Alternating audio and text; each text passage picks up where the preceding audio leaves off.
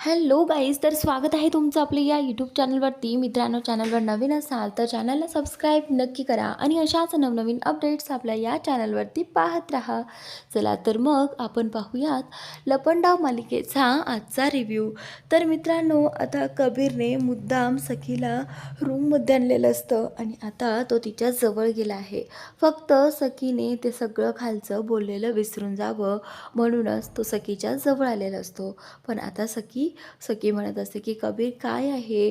खरं तर सखी आधी काही बोलत नाही, पण कबीर जो आहे तो तिला किस करणार एवढ्यातच सखीने त्याला थांबवलेलं आहे. तर मित्रांनो, आता सखी कबीरला म्हणते की कबीर, आज आषाढी एकादशी आहे, चल मला साबुदाणा भिजत वगैरे घालावं लागेल, असं म्हणत सखी आता तिथून बाहेर पडते. आणि इकडे कबीर कबीर जो आहे तो मनातच म्हणतो की बरं झालं सखीने वेळेत येऊन तो विषय बदलला आणि म्हणूनच मला आज तिच्यापासून सुटका मिळाली. तर आता कबीर इथे सखीचाच विचार करत असतो. वरती आल्यानंतर कबीर म्हणतो की आता आता तेजस्विनीची एंट्री या घरामध्ये करायची आहे. लवकरच ही मनस्विनी जी आहे ती बेंगलोरला जाणार आणि आजच तेजस्विनीची एंट्री होणार. त्यासाठी त्याला आता काही प्रयत्न करायचे असतात. तर आता त्याचा विचार चाललेला असतो की कधी मनस्विनी जाईल आणि कधी तेजस्विनीला घेऊन ह्या घरामध्ये यायचं आहे. हा विचार करताच इकडे मीनाक्षीला या मनस्विनीने रूममध्ये बोलावून घेतलेला आहे. आणि आता ही मनस्विनी जी आहे ती मीनाक्षीच्या कानाखाली मारते. आल्या आल्या जोरदार थप्पड तिच्या कानाखाली मारते आणि त्यावेळी तिला वेळही देत नाही. तर ती विचारू लागते की काय झालं सरकार, मी काय केले असं. तर आता इथे ही जी मनस्विनी आहे ती बोलते की तू काय केले, हे बघ, ही साडी घ्यायची आणि व्यवस्थित प्रेस करून मला आणून द्यायची, कारण मला बेंगलोरला जाण्यासाठी हीच साडी आज नेसायची आहे, समजलं तुला. तर आता इथे मनस्विनीने तिला ऑर्डर दिली आहे आणि तिला लेट झाला आहे म्हणून मीनाक्षीच्या तिने कानाखाली मारली होती. पण मीनाक्षी इथे तिला त्यावेळी काहीही बोलली नाही. खरं तर आता मीनाक्षीला खूप वाईट वाटत असतं, पण तिच्यासोबत बोलण्यात तिला काहीच अर्थ वाटत नसतो. म्हणून ती बोलते की ठीक आहे, मी ही जी काही साडी आहे ना ती प्रेस करून तुम्हाला लगेच आणून देते. तर त्यावेळी आता मनस्विनीने ती साडी जी आहे ती देताना तिला सांगितलं आहे की या साडीला काहीही होता कामा नये. जर या साडीला काही झालं तर तुला त्या इस्त्रीसारखीच तुझ्यावर मी इस्त्री करेल, समजलं तुला, असं म्हणत आता तिने मीनाक्षीला तिथून बाहेर काढलं आहे. तर त्यानंतर मीनाक्षी तिला घाबरून त्या रूमच्या बाहेर पडते. आणि इकडे आता ही मनस्विनी जी आहे ती तिची बॅग आवरत असते, कारण तिला बेंगलोरला जायचं असतं. ज्यावेळी ती बॅग भरत असते त्यावेळी कबीर रूमच्या बाहेर उभा असतो. कबीरने आता तिच्या बॅगचा फोटो वगैरे काढलेला असतो. कबीरला आता तिच्याच सारखी सेम बॅग आणायची असते इकडे तेजस्विनीसाठी, आणि म्हणूनच त्याने तिच्या बॅगचा फोटो काढलेला आहे. आणि इकडे या मनस्विनीला तसाच फोटोसारखा आवाज आलेला असतो. म्हणूनच मनस्विनी दाराकडे पाहत असते, पण तिला तिथे गेल्यानंतर कुणीही दिसत नाही. तर आता इकडे कबीर बोलतो की चला आता एक काम झालं आहे, आता दुसरं काम करायला हवं. कबीरला आता सगळं काही परफेक्ट असायला हवं आहे, जेणेकरून या मनस्विनीला तेजस्विनीवरती काही डाऊटच यायला नको आहे आणि घरातल्यांनाही काही डाऊट वगैरे यायला नको आहे. इकडे आता मीनाक्षी जी आहे ती त्या मनस्विनीच्या साडीला इस्त्री करत असते आणि त्यावेळी आता कबीर तिथे येतो आणि कबीर जो आहे तो बोलतो की ते काय आहे ना काकू, तुम्हाला बाहेर एक काम आहे, तेवढं काम करून याल का प्लीज. तर आता इथे ती बोलते नाही, मी एवढ्या साडीची इस्त्री झाल्यानंतर मी जाते आणि बघते, कारण ही साडी मला सरकारला खूप वेळ द्यायची आहे. तर आता कबीर बोलतो की ठीक आहे, पण तुम्हाला जास्त वेळ लागणार नाही, असं म्हणत आता कबीर ती गेल्यानंतर लगेचच त्या साडीचा फोटो वगैरे घेतो, कारण जर ही साडी मिळाली तर सगळं काही त्याच्या मनासारखं होणार असतं. तर आता कबीरने त्या साडीचे फोटोज काढले, कशा पद्धतीने ती साडी आहे. आणि आता मनस्विनीने हे देखील सांगितलं असतं की आज ती जाताना हीच साडी नेसणार आहे आणि हे मीनाक्षीला माहिती असतं. म्हणूनच आता मीनाक्षी म्हटली आहे की कबीर नाही, मला हे लवकर करायचं आहे आणि ही साडी इथे या मनस्विनीला द्यायची आहे आणि म्हणूनच मी इथे थांबले आहे. तर त्यावेळी आता कबीर बोलतो की ठीक आहे. त्याच नंतर आता सगळेजण जेवणासाठी खाली येतात. खाली आल्यानंतर सगळेजण बसलेले असतात. तर सगळ्यांनी ताटामध्ये साबुदाण्याची खिचडी वाढून घेतलेली असते. पण इकडे या मनस्विनीने नाही. तर आता इथे सखी जी आहे ती त्या मनस्विनीला बोलू लागते की आज आषाढी आहे आणि आषाढीच्या दिवशी कुणीही असं वेगळं काही खात नाही. तर त्यामुळे आता इथे मनस्विनी जी आहे ती वर तोंड करून तिच्याकडे पाहते आणि बोलते की तुम्हाला जे करायचं आहे ना ते करा आणि मला जे करायचं आहे ना ते मी करेल, का माझ्या मध्ये पडते आहेस. तर त्यावेळी आता इथे कबीर जो आहे तो बोलतो की सखी अगं खा ना गुपचूप, कशाला तिच्याशी वाद घालते आहेस. तर त्यावेळी आता इथे कबीर सखीला समजावत असतो आणि त्याच नंतर आता इकडे ही जी काही मनस्विनी आहे ती बोलते की आता तुम्ही सगळेजण माझं तोंडच वाहणार आहात की खाणार आहात. तर आता सखी काका आणि काकूला म्हणत असते, काका आणि काकू तुम्ही दोघांनीही बसून घ्या, चला लवकर.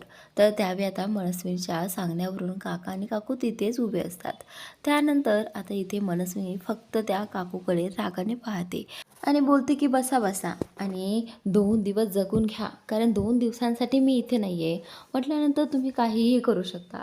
कबीर म्हणतो की जसं तू काका आणि काकूंना बोललीस की 2 दिवस जगून घ्या, तसं मीही तुला सांगतो की तूही जगून घे.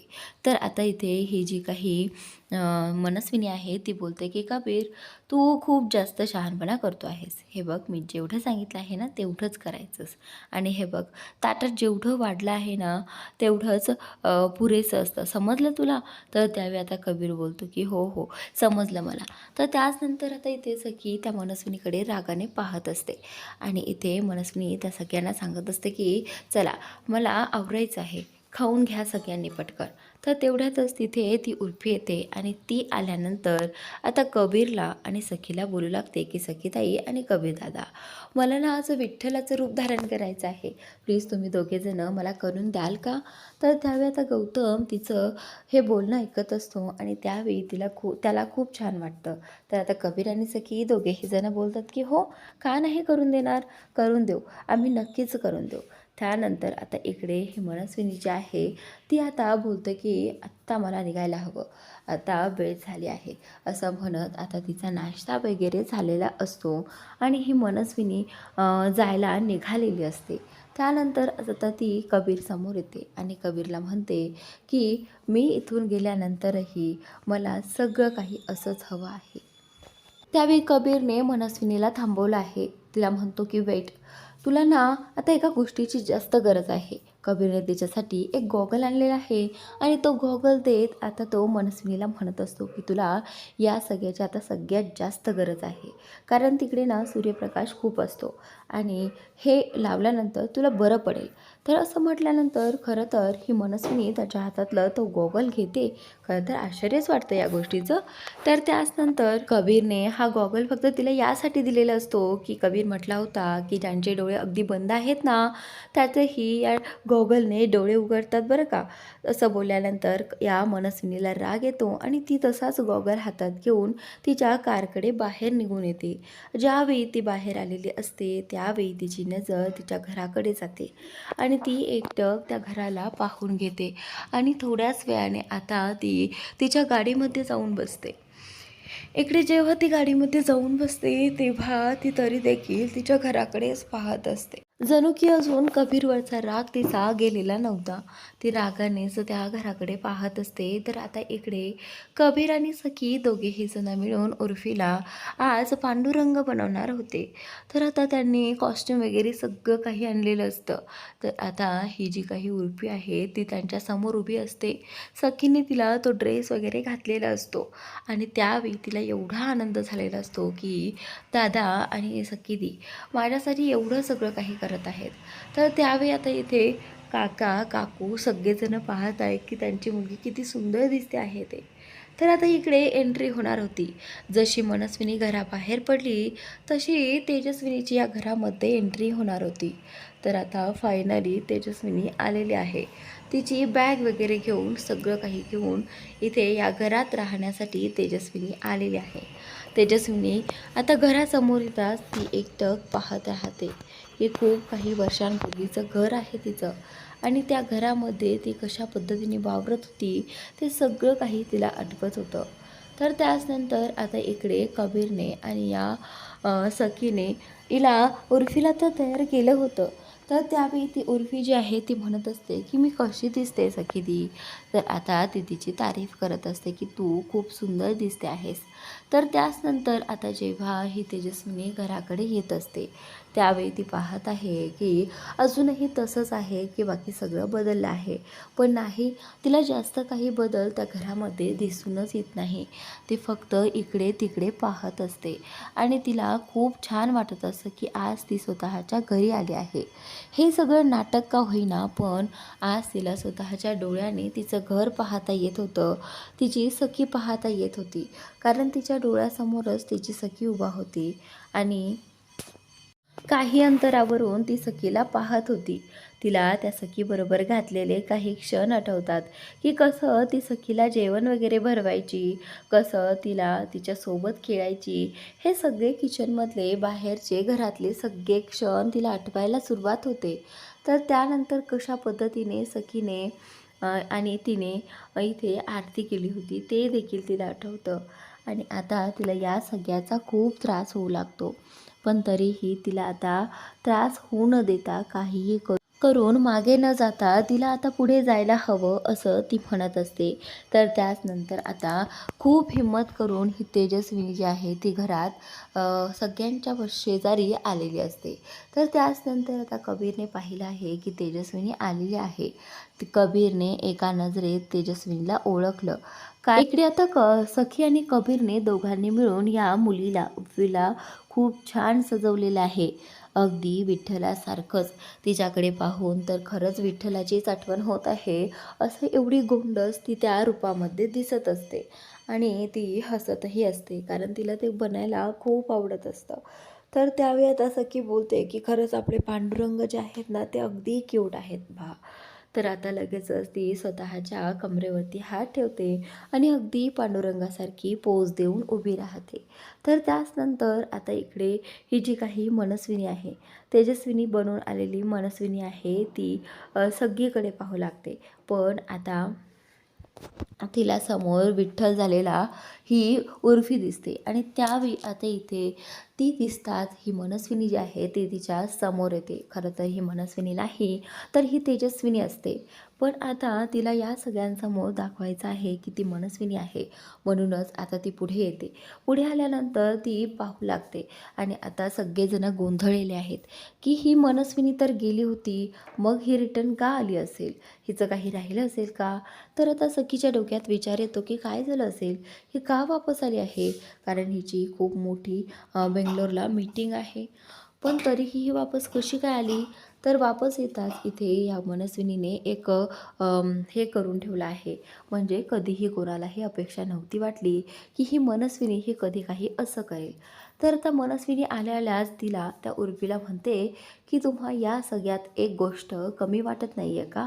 म्हणजेच विठ्ठलाच्या या गोष्टीमध्ये एक गोष्ट नाही आहे जी करायला हवी असं म्हणत आता इथे तिने ती हातात प्लेट घेतली आहे आणि ती उर्फीला तो टीका लावू लागते की जो की अगदी विठ्ठलाचा असतो आणि अगदी विठ्ठलासारखा दिसत असतो. तर त्यावेळी आता या मनस्विनीने त्या उर्फीला तो टीका लावलेला आहे आणि हे सगळं पाहून सगळेजण चकित झालेले आहेत की या मनस्विनीला पहिल्यांदा असं काय आवड झाली की तिने पांडुरंगाचा टीका त्या उर्फीला लावला आहे. तर आता इथे ही उर्फी जी आहे ती खूप सुंदर दिसत आहे तो टीका लावल्यानंतर. आणि आता इकडे ही मनस्विनीला सखी विचारू लागते की तुझ्यात एवढा सगळा बदल कसा काय झाला. म्हणजे तुला तर किती नफरत आहे ना या सगळ्याची, मग तुला कसं काय लावू वाटला हा टीका उर्फीला. तर त्यावेळी मनस्विनी जी आहे ती बोलते की ते काय आहे ना, मला सगळं काही परफेक्ट लागतं. तुला माहीतच आहे परफेक्ट दिसल्याशिवाय गोष्टी छान दिसत नाही आणि म्हणूनच ते इनकम्प्लीट वाटत होतं आणि म्हणूनच मी तिला तो टीका लावला असं आता इथे मनस्विनीने तेजस्विनीला सांगितलेलं आहे. तर आता इकडे तरीही सखी बोलते की नाही मला तर यावरती विश्वास बसत नाही आहे, नक्की खरं सांग तू मनस्विनीच आहेस ना. तर त्यावेळी आता मनस्विनी जी आहे ती बोलू लागते की हो, म्हणजे तुला यात काही डाऊट आहे का. हे बघ ए पोरी, मला काही जास्त माहीत नव्हतं पण मला जे योग्य वाटलं तेच मी केलं आणि एवढा जास्त विचार करायची अजिबात गरज नाही आहे. तर त्यावेळी आता इथे सखी जी आहे ती बोलते की मला सांग, तू हे सगळं कोणाकडून शिकली आहेस? तर त्यावेळी आता इथे ही जी मनस्विनी आहे ती बोलू लागते की ती तुझी आई. तिला खूप नाद होता ना या सगळ्याचा, देवधर्माचा. ती सतत काही ना काही करत असायची आणि तिनेच मला एक दिवस वारीमध्ये साडी नेसून मिरवायला लावलं होतं आणि तो क्षण मी कधीच विसरू शकत नाही. त्यामुळे आता इथे सखीला थोडा थोडा तिच्यावरती विश्वासही बसायला लागतो. तर तेवढ्यातच आता कबीर हे सगळं ऐकत असतो आणि कबीरला हा विषय इथे ड्रॉप करायचा असतो. कारण सखीचे प्रश्न जे आहे ते आणखीन वाढतच चालले होते. पण आता तेजस्विनी काही सखीच्या प्रश्नाला उत्तर द्यायला घाबरत नसते. तेजस्विनीला आता थोडासा तरी कॉन्फिडन्स आला होता या घरामध्ये आल्यापासून.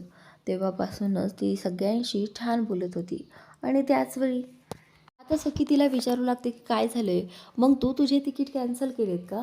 तर त्यावेळी आता इथे ही जी तेजस्विनी आहे ती बोलते की हो, मी माझे तिकीट्स कॅन्सल केले आहेत आणि मला कुठेही जायचं नाही आहे. कारण या घरामध्ये फक्त माझी आणि माझीच गरज आहे आणि मी जर इथे नसेल तर या घराचं काय होईल हा विचार येताच आता ती वरच्या रूममध्ये निघून गेलेली आहे. तर आता इकडे मनस्विनी गेल्यानंतर तर आता पुढील भागात तुम्हाला असं काही पाहायला मिळणार आहे की सखी, कबीर, बाकी सगळेजणं आता जेवणासाठी आलेले असतात दुपारच्या. जेवणासाठी आल्यानंतर इथे सगळेजणं खरं तर आषाढी एकादशी असल्यामुळे खिचडी वगैरे खात असतात. पण आता सखीचं लक्ष अचानक या मनस्विनीवरती जातं आणि त्या मनस्विनीला आता खिचडी खावीशी वाटत असते. म्हणून आता मनस्विनी जी आहे ती बोलू लागते की मी आता एकदा हे ट्राय करून पाहते आणि इकडे तिला खिचडी खावीशी वाटत असते. पण ही तर तेजस्विनी आहे म्हणून. पण आता इथे हिला सखीला कळत नसतं की हिच्यामध्ये एवढा बदल कसा काय झाला आहे. म्हणजे आज हिला खिचडी खावीशी वाटत आहे आणि पुन्हा या मनस्विनीला कधीही तिचे इयरिंग्स वगैरे काढलेले आवडत नव्हते. मग आज हिचे इयरिंग्स कुठे आहेत आणि हिने हिचा मेकअपही डाऊन केलेला आहे का? असा एवढा बदल का झाला आहे हिच्यात? तर आता सखीला कळत नसतं की नक्की काय चाललं आहे या मनस्विनीच्या आयुष्यामध्ये. तर त्यावेळी उर्फी जी आहे ती सखीदीला म्हणते की सखीदी, अगं दे ना, तिला खिचडी खायची आहे तर दे ना मग तिला ही खायला. तर त्यावेळी आता सखी बोलते की हे बघ, खायला माझी ना नाही, पण मला एका गोष्टीचं नीट उत्तर दे. तर त्यावेळी आता इथे ही जी काही मनस्विनी आहे ती तिच्याकडे पाहू लागते की काय झालं आहे, तू मला खाताना कुठल्या गोष्टीचे उत्तर मागते आहेस? तर आता इथे सखी जी आहे ती बोलू लागते. ती म्हणते की मला सांग, तुला कधीही तुझा मेकअप वगैरे डाऊन झालेला आवडत नाही आणि तुझे इयरिंग्स काढलेले चालत नाही. मग आज तू अचानक असं इयरिंग्स वगैरे काढून कशी काय आलीस खाली? तर आता हा प्रश्न विचारल्यानंतर इथे आता तेजस्विनी जरा गोंधळते आणि कबीरही आता जरा गोंधळतो. कारण कबीरला दिसतं आहे की सखीने तेजस्विनीची जी काही हे आहे ती पकडली आहे. म्हणजेच आता मनस्विनी असं करत नाही हे सखीला माहिती असतं, पण यांनी हे केलं आहे म्हटल्यानंतर आता इथे काहीतरी तरी बोलावं लागेल जेणेकरून सखीचं जे काही लक्ष आहे ते दुसरीकडे जाईल. तर त्याचवेळी आता उर्फी जी आहे ती मध्येच बोलते, सखीदी तुला माहिती आहे का, आज आपण जेव्हा आरती म्हणत होतो तेव्हाही या टाळ्या वाजवत होत्या. तर आता असं ऐकल्यानंतर आता इथे ही जी सखी आहे ती बोलते की काय, या टाळ्या वाजवत होत्या? तर आता ही उर्फी बोलते की हो, मी माझ्या डोळ्यांनी पाहिलं आहे की जेव्हा आपण आरती म्हणत होतो तेव्हा ह्या तिथे उभे राहून टाळ्या वाजवत होत्या आणि आता तूही त्यांना ही खिचडी दिली पाहिजे. तर आता इथे तेजस्विनी आहे तिच्याकडनं मनस्वी बनण्यामध्ये खूप काही चुका होत होत्या आणि आज इथे सखीच आहे एकटी तरीही ती तिच्या चुका शोधते आहे. पण जेव्हा मनस्विनी या घरामध्ये येईल त्यावेळी मनस्विनी लगेचच यांच्या चुका पकडतील असं आता कबीरला वाटू लागलेलं आहे. कबीरला वाटतं की आता नाही, आता आणखीन थोडंसं सावधगिरी बाळगायला हवी जेणेकरून कुणालाही तुमच्यावर डाऊट यायला नको. जर तुमच्यावरती डाऊट आला तर इथेच आपला प्लॅन फ्लॉप होईल असंच आता इथे कबीर मनातल्या मनात म्हणत असतो आणि तेजस्विनीकडे पाहत असतो. तर आता तेजस्विनी ही हळू कबीरकडे पाहत असते. पण आता इकडे ही सखी जी आहे ती याच विचारात असते की खरंच खरंच ही मनस्विनीच आहे का? म्हणजे हिच्यामध्ये एवढा बदल झालेला दिसतो आहे. मग ही मनस्विनी कशी काय असू शकते, हा प्रश्न आता इथे सखीला पडलेला आहे. तर मित्रांनो, आजचा भाग कसा वाटला कमेंट करून नक्की सांगा आणि पुढील भाग पाहण्यासाठी आपल्या या चॅनलला आत्ताच सबस्क्राईब करून घ्या.